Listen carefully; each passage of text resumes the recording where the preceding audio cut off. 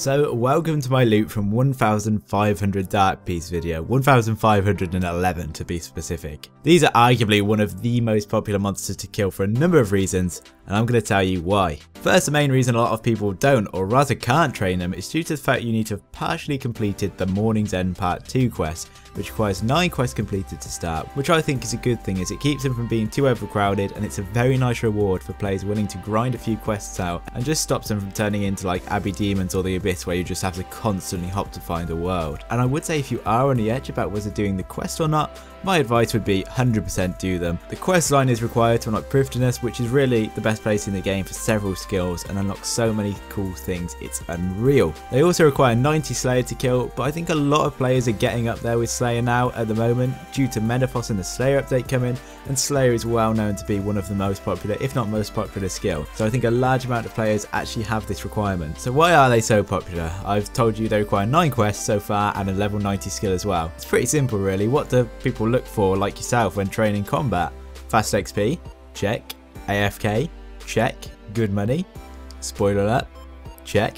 Let's start with the XP per hour. So while picking up drops I was able to get around 400k XP per hour, and this was just using Bandos and a lance, no DPS prayers, perks or auras, going fairly relaxed, so it's super easy to hit the 400k XP per hour mark.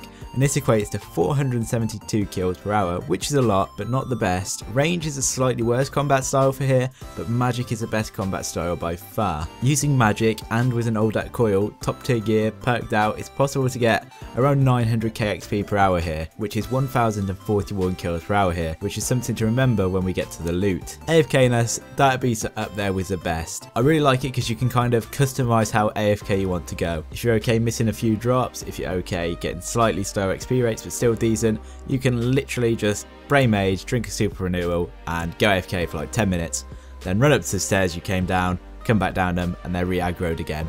And it's a really relaxed training method.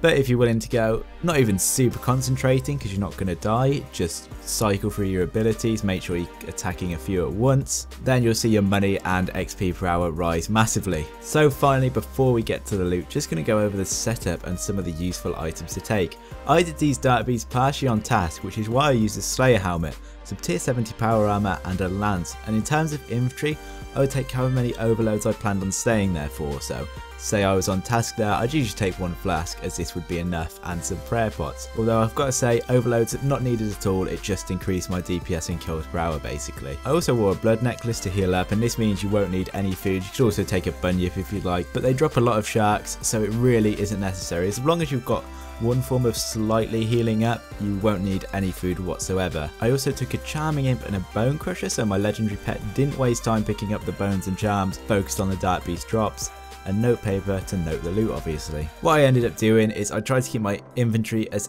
empty as possible so I've got all the space for the loot in there, and aura wise I didn't use anything, but something like Berserk could be great here. I also don't have Cedarside Gold Accumulator or Spring Cleaner, but all 3 of those would be super useful here. And now the bit you've been waiting for, how much money did I make? So in the inventory now are the first 2 pages of my runemetrics log, and I'll show you the last 2 pages just on my runemetrics, but the inventory is where 99% of the money comes from. So in total I made 11.5 million. So based on kills per hour we discussed earlier, it would take around 3 hours to kill these, meaning they're currently at least 3.8 mil per hour. But if you want to go try hard method, you'd be getting between 7 to 8 mil per hour. But this is purely drops and doesn't take into account the cost of supplies, which would set you back a fair bit. Either way, let's pick a number. Let's say we spend 800k per hour on supplies here. It's still 3 mil an hour at least, which is crazy. That's better than some bosses. It's really OP. What I really like about Dark Piece, so if you look at like the big money makers like the coins, obviously the coins aren't going to change value, the rune, the herbs, they're all commonly used items, which means the price is so stable. It's not like it's going to fluctuate, which is really nice. It's just one of those things where I know I'm going to get guaranteed money per hour, whereas at bosses you're relying on a big drop to make decent money per hour. But that is it from the loot from 1500 video. I hope you enjoyed. I tried to bring a little bit more to it than just showing you the loot. Don't know whether it's liked or not, we'll see. Anyway, I will see you tomorrow. See you later.